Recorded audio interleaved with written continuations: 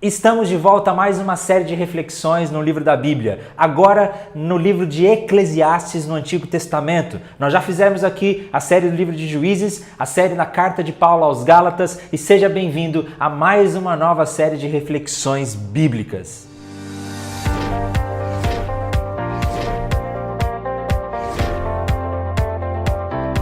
Seja bem-vindo à Escola do Discípulo, meu nome é Felipe Breder. Depois do grande sucesso que nós tivemos na série de reflexões em Juízes, na série de reflexões na carta de Paulo aos Gálatas, agora nós voltamos ao Antigo Testamento em uma série de reflexões no livro de Eclesiastes. Já para deixar muito claro, a minha intenção aqui não é fazer um comentário bíblico exaustivo, palavra por palavra, versículo por versículo, mas reflexões bíblicas para o nosso dia a dia e para a nossa vida prática. Antes de tudo, então, já peço para você se inscrever em nosso canal e acionar o sininho, porque assim toda semana, quando sair um novo vídeo da série, você já vai receber uma notificação no seu celular, no seu computador e você vai poder ficar por dentro. O livro de Eclesiastes está no Antigo Testamento, nos livros de sabedoria e poéticos. A tradição cristã nos diz que quem escreveu Eclesiastes foi Salomão, filho de Davi, que reinou em Jerusalém. Existem algumas controvérsias sobre isso e sobre também a datação do livro, mas eu não quero entrar em detalhes aqui nesse momento, eu posso deixar algumas referências para que você possa ler. E a primeira impressão que nós temos quando começamos a ler Eclesiastes é que é um livro extremamente pessimista. O autor parece estar passando por uma verdadeira crise existencial em que ele não consegue encontrar sentido e significado para sua própria vida. O versículo 1 já começa dizendo que grande inutilidade, é tudo uma grande inutilidade, nada faz sentido. Em algumas outras traduções a palavra é vaidade, tudo é vaidade. E quando o autor diz que a vida é uma vaidade, o que ele está querendo dizer é que falta significado, não tem sentido. É como correr atrás do vento, é como nadar contra a maré. O autor parece que começou a olhar para a vida, para o mundo, para tudo que existe debaixo do sol. E no capítulo 1 ele vai fazer uma descrição de todas as coisas que ele percebe, a natureza, os rios, os ciclos do dia e da noite. E tudo parece que não faz sentido algum, não tem propósito nenhum. Quando eu tento descobrir qual é a razão e o significado da minha vida, apenas olhando para a natureza, para o mundo, parece que a vida é um absurdo, não tem sentido nenhum. E o autor parece dizer que não existe nada que a gente crie na vida ou que a gente busque de novidade que traga alguma satisfação para nós. No versículo 10 ele vai dizer, veja, isso é novo. Na verdade, não tem nada de novo. Não importa o que a gente busque de novidade, a nossa insatisfação, a nossa angústia permanece a mesma. A crise dessa pessoa que nós vemos no capítulo 1 de Eclesiastes, talvez muitos de nós também passamos por isso. Uma angústia, uma necessidade de encontrarmos um propósito, uma razão para viver. Afinal de contas, tudo que nós olhamos ao nosso redor possui um propósito. Quando nós olhamos para um carro, ele possui um propósito, ele foi feito para nos transportar. Quando nós olhamos para uma cadeira, ela possui um propósito, ela foi feita para que nós possamos nos sentar. E nós? Qual é o propósito da nossa vida? Qual é o propósito da sua vida? Parece que o autor de Eclesiastes está numa tremenda crise, numa angústia profunda, porque ele não encontra um propósito, ele não encontra uma razão para existir. Parece que tudo é um absurdo, tudo é inútil. Talvez não exista pergunta mais fundamental do que essa. Qual o sentido da minha vida? Qual o propósito da vida? Todos nós desejamos isso, um significado, um propósito, uma razão para existir. Caso essa razão não exista, tudo parece um absurdo, tudo parece inútil e essa é a conclusão que o autor do capítulo 1 está chegando. Na nossa sociedade, nós vemos muitas pessoas que pensam desse jeito. O famoso escritor francês Albert Camus disse que a vida é um absurdo. Afinal de contas, nós vamos morrer, tudo vai acabar e não faz sentido nenhum. Isso torna a vida um completo absurdo. O famoso filósofo e matemático Bertrand Russell também disse a mesma coisa, que todo o nosso trabalho, todo o nosso amor, todo o nosso talento, tudo isso está fadado à extinção na vasta morte do sistema solar. Afinal de contas, se nós somos apenas moléculas, reações químicas que acontecem no nosso cérebro, se o mundo é apenas esse ciclo de acontecimentos aleatórios, a vida é um absurdo, nada faz sentido, não existe um propósito e uma razão para viver. E isso nos traz um profundo desespero, uma profunda angústia. E talvez essa seja a situação da sua vida. Você tem tentado encontrar um propósito, um significado para você, mas o seu descontentamento ele é eterno, nunca existe nada que nos deixe satisfeitos. Parece então que o que realmente faria diferença na vida do autor seria se ele encontrasse um sentido, um significado, um propósito, uma razão para viver.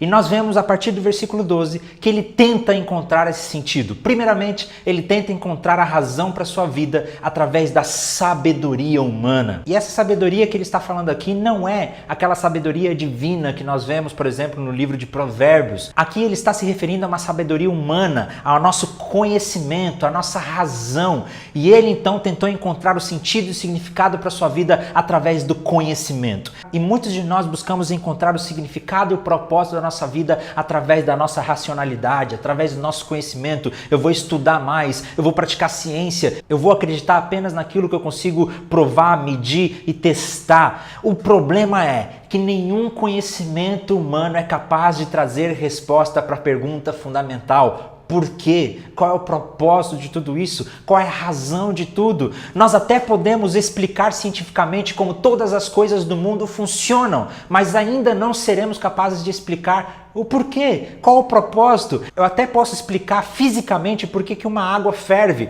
quais são os processos físicos envolvidos quando ela atinge 100 graus Celsius ao nível do mar, ela entra em ebulição, mas eu nunca serei capaz de responder por que alguém colocou aquela água para ferver. Ou seja, eu posso explicar como a vida funciona, mas eu não consigo explicar qual é o propósito da vida. A racionalidade não dá conta disso. E foi exatamente a essa conclusão que o autor de Eclesiastes chegou. É um absurdo. Quanto maior o conhecimento, maior o nosso desgosto. A nossa razão não é capaz de dar significado para a nossa vida. Falta alguma coisa, falta algo ou alguém que nós possamos colocar nossa confiança. Então agora no capítulo 2, o autor diz que vai tentar encontrar o significado e o propósito da sua vida através dos prazeres, buscar o contentamento através dos seus próprios desejos. E ele diz que fez tudo o que ele queria ter feito. Ele construiu, ele amou, ele dormiu com várias mulheres, ele festejou, ele fez tudo o que teve o desejo de fazer. E muitos de nós vivemos hoje da mesma maneira. Talvez você esteja tentando encontrar o significado da sua vida nos seus desejos. Apenas faz o que você está sentindo. Se o seu coração diz que é certo, então não tem nada de errado. Faz o que o seu coração deseja. Just do it! Qualquer semelhança com certo desenho animado da Disney não é mera coincidência, porque é isso que a nossa cultura nos diz hoje, que nós precisamos construir o nosso significado, que nós precisamos construir o propósito da nossa vida de acordo com os nossos sentimentos, de acordo com aquilo que está em nosso coração, e não importa o que as outras pessoas dizem, eu apenas vou fazer aquilo que eu estou sentindo. Se é certo para você, então apenas faça. O problema é que nada disso é capaz de nos trazer plena satisfação e propósito, porque todas as coisas do mundo nos frustram, nos decepcionam. Qualquer objeto, qualquer coisa que você colocar a sua esperança vai te decepcionar, porque essas coisas acabam. Qualquer pessoa ou relacionamento que você coloque a sua esperança vai te decepcionar, porque todos são pecadores e nós morremos. E o autor de Eclesiastes chega à mesma conclusão. Depois dele viver todos os prazeres, tudo que ele tinha desejo, ele chega à conclusão de que tudo é inútil. Tudo é vaidade. Porque no final das contas nós sempre teremos aquela pergunta: é só isso? A vida é isso? Eu criei muita expectativa para algo que nunca supre as minhas necessidades. C.S. Lewis, escritor e teólogo, autor de A Crônicas de Nárnia, ele disse a mesma coisa. Olha o que ele disse numa certa entrevista à rádio da BBC em Londres. A maioria das pessoas, se de fato aprendesse a olhar para dentro do próprio coração, saberia que deseja, e muito intensamente, algo que não pode ter nesse mundo.